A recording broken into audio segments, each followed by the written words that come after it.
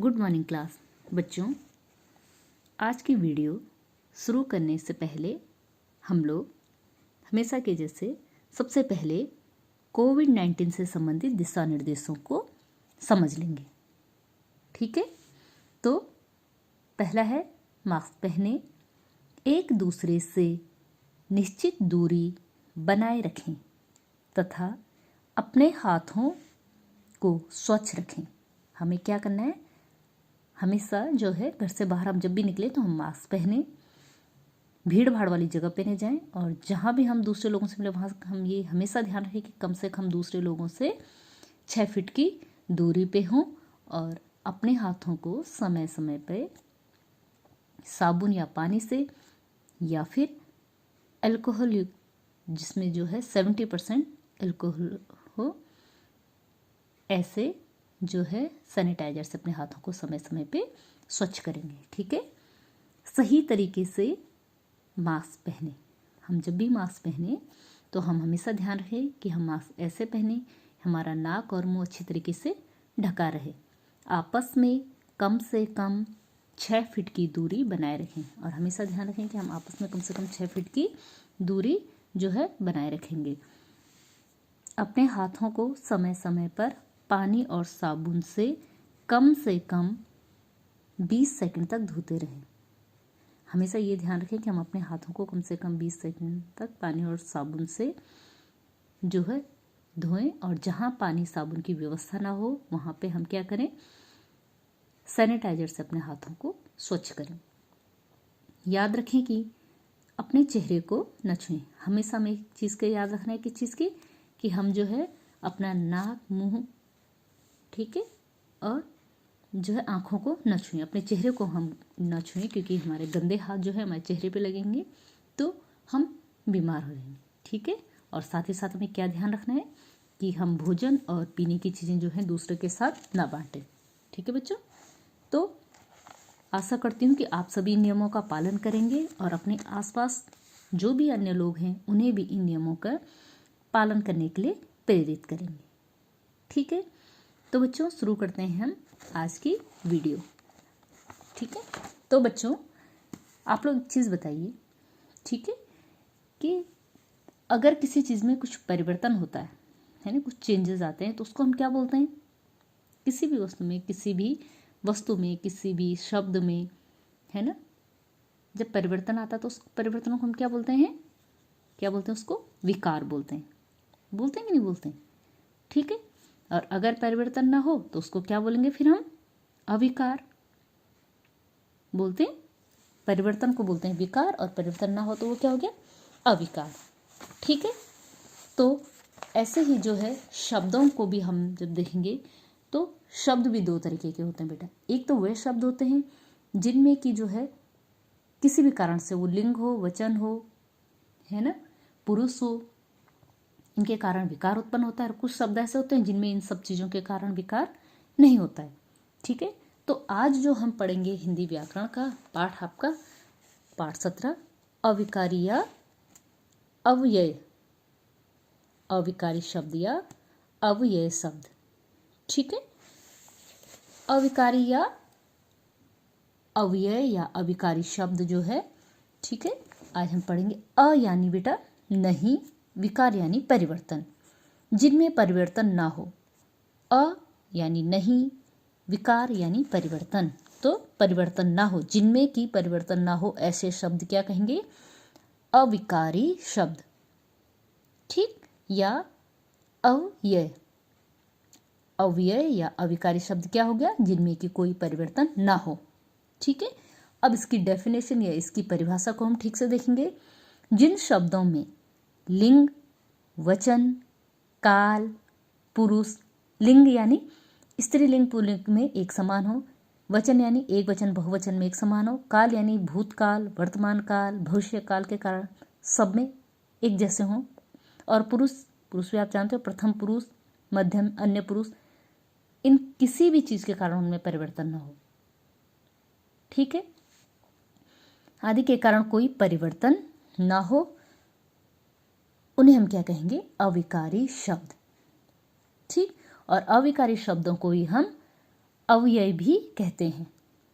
इतना आप लोग समझ गए कि वे शब्द जिनमें लिंग, वचन, काल और पुरुष के कारण कोई परिवर्तन न हो उन्हें हम अविकारी शब्द कहते हैं, और अविकारी शब्दों को हम क्या बोलते हैं? अव्यय भी कहते हैं। अब अविकारी शब्दों के भेद।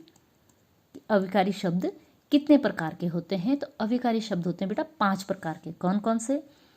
क्रिया विशेषण, संबंध बोधक, समुच्चय बोधक, विस्मयादि बोधक और निपात। ठीक है, ये 5 प्रकार के हमारे होते हैं अविकारी शब्द। कौन कौन से?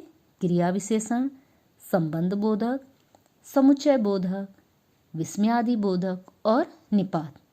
ठीक है, तो आज जो हम पढ़ेंगे बच्चों, आज हम पढ़ेंगे क्रिया विशेषण। क्रिया विशेषण। पहले क्रिया क्या हुई पढ़ चुके आप लोग। क्रिया और विशेषण दोनों ही जो है आप पहले के पाठों में पढ़ चुके। क्रिया यानी वे शब्द जो वाक्य में किसी कार्य का होना या करने का बोध कराएं, क्रिया हो गई। और विशेषण जो संज्ञा सर्वनाम की विशेषता बताएं। लेकिन यहाँ पे जो है एक साथ आया है क्रिया विशेषण, इसका मतलब कि क्रिया की विशेषता बताने वाला है। ठीक है, तो क्रिया विशेषण शब्द हम किसको कहेंगे? जिन शब्दों से क्रिया की विशेषता का पता चले। ठीक है, क्रिया विशेषण क्या होगा कि जिन शब्दों से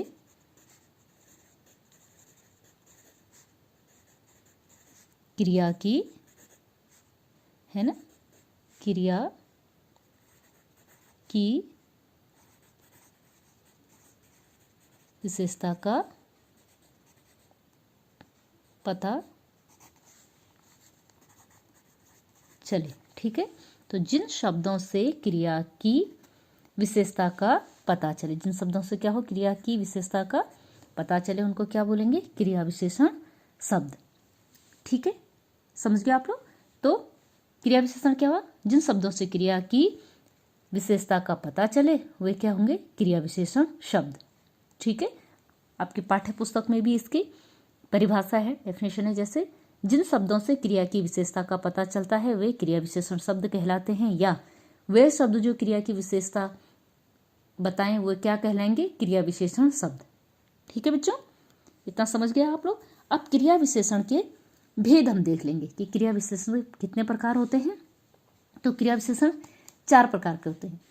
रीतिवाचक क्रिया विशेषण, कालवाचक क्रिया विशेषण, स्थानवाचक क्रिया विशेषण और परिमाणवाचक क्रिया विशेषण। तो सबसे पहले हम देखेंगे रीतिवाचक। रीति का मतलब क्या होता है बेटा? रीति का मतलब होता है क्या? विधि, तरीका। रीति का मतलब क्या हो गया? विधि या तरीका, है ना। तो वे शब्द जो क्रिया के होने की विधि या क्रिया के होने के तरीके का बोध कराएं वो क्या होंगे? रीतिवाचक, है ना। और कालवाचक, काल यानी जो समय का बोध कराएं, है ना। वे शब्द जो समय का बोध कराएं वो कालवाचक। ठीक है, स्थानवाचक, वे शब्द जो क्रिया के होने का स्थान बताएं, है ना। क्रिया के होने का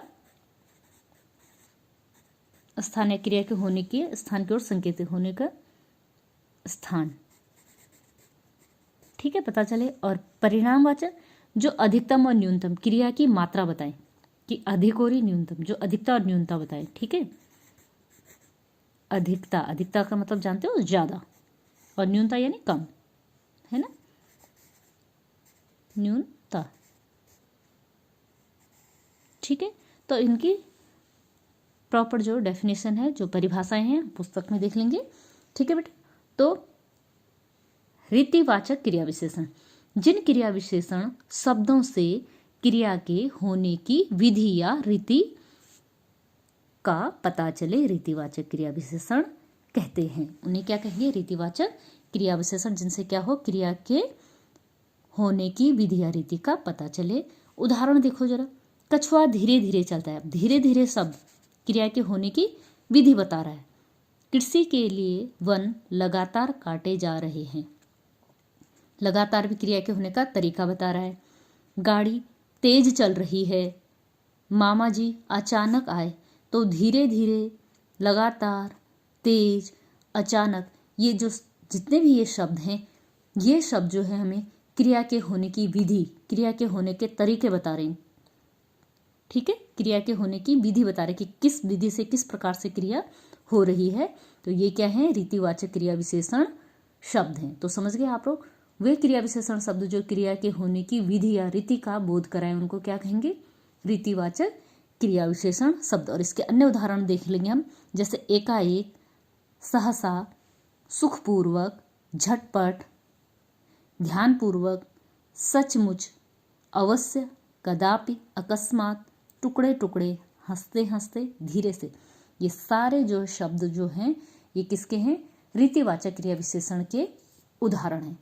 यानी कि वाक्य में जहां कहीं भी ये शब्द होंगे आप लोग समझ जाएंगे कि ये क्या है,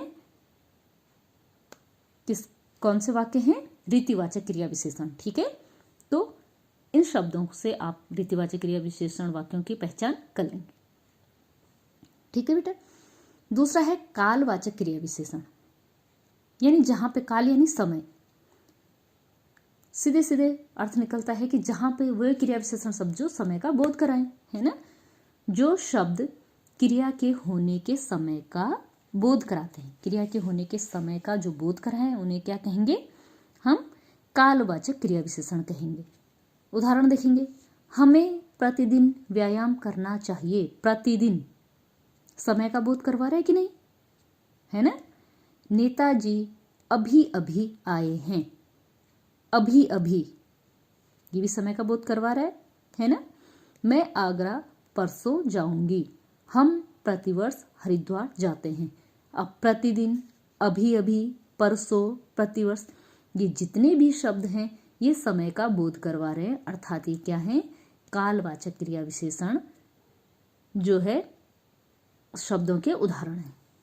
ठीक है, कालवाचक क्रिया विशेषण शब्द हमने पढ़ा, हमने जो है रीतिवाचक और कालवाचक, ये दो प्रकार से हमने क्रिया विशेषण शब्दों को पढ़ लिया। अब हम देखेंगे इसके बाद नेक्स्ट है कौन सा वाला, स्थानवाचक।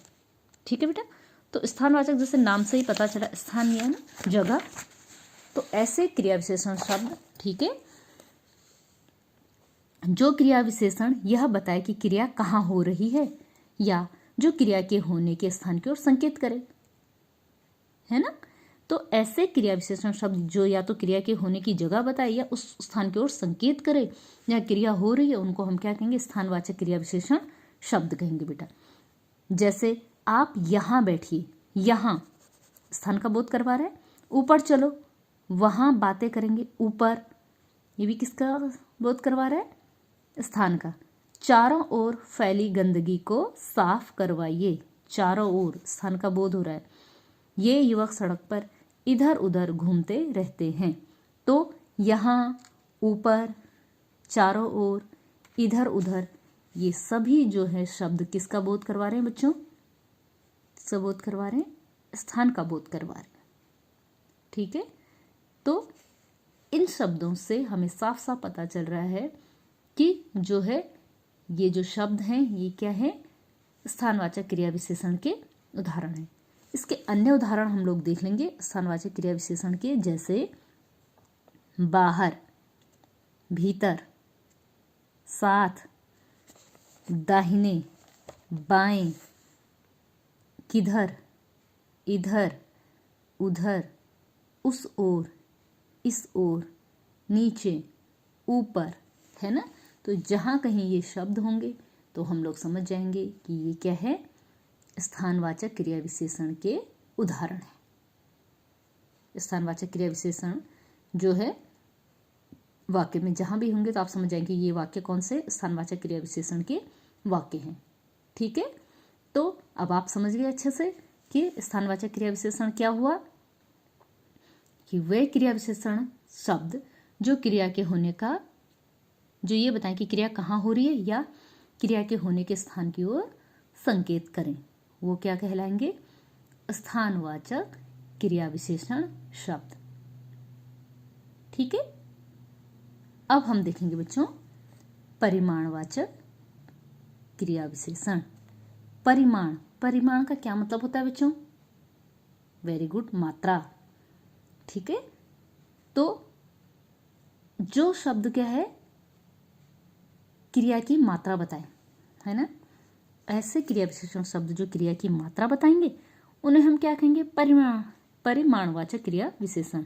ठीक है, तो जैसे जिन क्रिया विशेषण शब्दों से अधिकता और न्यूनता, अधिकता यानी ज्यादा, न्यूनता यानी कम, ज्यादा या कम आदि के परिमाण का बोध हो।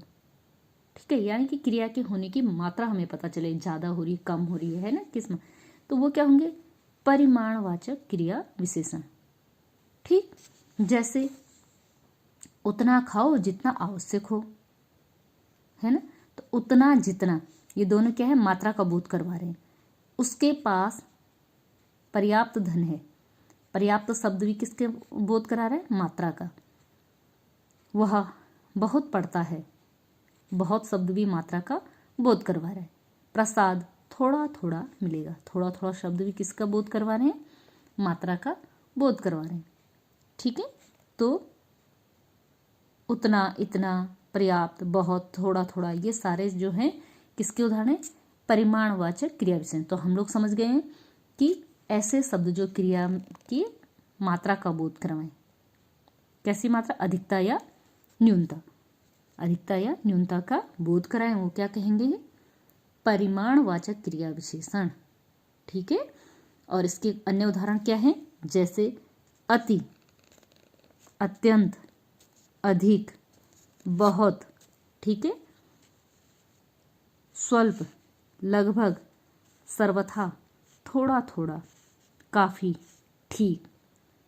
समझ गए, ये किसके उदाहरण हैं, परिमाणवाचक क्रिया विशेषण के। तो ये शब्द भी जहां कहीं होंगे आप लोग समझ जाएंगे कि ये किसके उदाहरण हैं, परिमाणवाचक क्रिया विशेषण। तो ये वाक्य कौन से हैं, आप लोग समझ जाएंगे कि परिमाणवाचक क्रिया विशेषण के वाक्य हैं। ठीक है बच्चों, तो आज हमने क्या पढ़ा, आज हमने पढ़ा अवयव। ठीक है, अवयव के भेद हमने देखे कि अवयव के क्या क्या भेद हैं, और क्रिया विशेषण हमने मुख्यतः आज इनमें पढ़ा, और क्रिया विशेषण के भेद पढ़े। ठीक है, तो आप लोग इतना जो है अच्छे से जो है वीडियो देखेंगे, अपनी पाठ्य पुस्तक में भी पढ़ेंगे, और इतना आप लोग आज की वीडियो में हम इतना ही पढ़ेंगे। अगली वीडियो में जो है हम लोग पढ़ेंगे संबंध बोधक। तो आज के लिए हमने सिर्फ क्रिया विशेषण को पढ़ा। ठीक है, एक बार फटाफट से रिवीजन कर लेंगे जल्दी से। तो सबसे पहले हमने अविकारी शब्द क्या हुआ, वे शब्द जिनमें कोई परिवर्तन हो, किसके कारण, जिन शब्दों में लिंग, वचन, काल, पुरुष आदि के कारण कोई विकार, कोई परिवर्तन ना हो, उनको हम अविकारी शब्द कहेंगे। और अविकारी शब्दों को ही हम अव्यय भी कहते हैं। ठीक है, फिर हमने अविकारी शब्द या अव्यय के भेद देखे, 5 प्रकार के, क्रिया विशेषण, संबंध बोधक, समुच्चय बोधक, विस्मयादि बोधक और निपात। फिर हमने पढ़ा क्रिया विशेषण, वे शब्द जो क्रिया की, जिन शब्दों से क्रिया की विशेषता का पता चले वे क्रिया विशेषण। इसके भी हमने 4 भेद पढ़े। आज हमने पढ़ा रीतिवाचक क्रिया विशेषण, कालवाचक क्रिया विशेषण, स्थानवाचक क्रिया विशेषण और परिमाणवाचक क्रिया विशेषण। रीतिवाचक में हमने पढ़ा क्रिया के होने की विधि या तरीका जिनसे पता चले। कालवाचक में हमें पढ़ा कि जिन क्रिया विशेषण शब्दों से क्रिया के होने के समय का बोध हो। ठीक है, स्थानवाचक क्रिया विशेषण में हमने पढ़ा कि वे शब्द जो क्रिया के होने की स्थान का बोध कराएं या उस ओर संकेत करें जहाँ क्रिया हो रही है, उसको हम स्थानवाचक क्रिया विशेषण कहेंगे। और परिमाणवाचक क्रिया विशेषण वे शब्द जो क्रिया की अधिकता या न्यूनता का बोध कराएं। ठीक है, उसका परिमाण का बोध कराएं, वे क्रिया विशेषण क्या होंगे, परिमाणवाचक क्रिया विशेषण शब्द कहेंगे। ठीक है बच्चों, तो आज की वीडियो के लिए इतना ही। ठीक है, इसको अच्छे से पढ़िए, वीडियो देखिए, अपनी पाठ्य पुस्तक पढ़ें, और जो भी आपको जो है वर्कशीट में जो दिए गए हैं प्रश्न, उनको आप लोग अच्छे से हल करेंगे। ठीक है, तो आज के लिए इतना ही।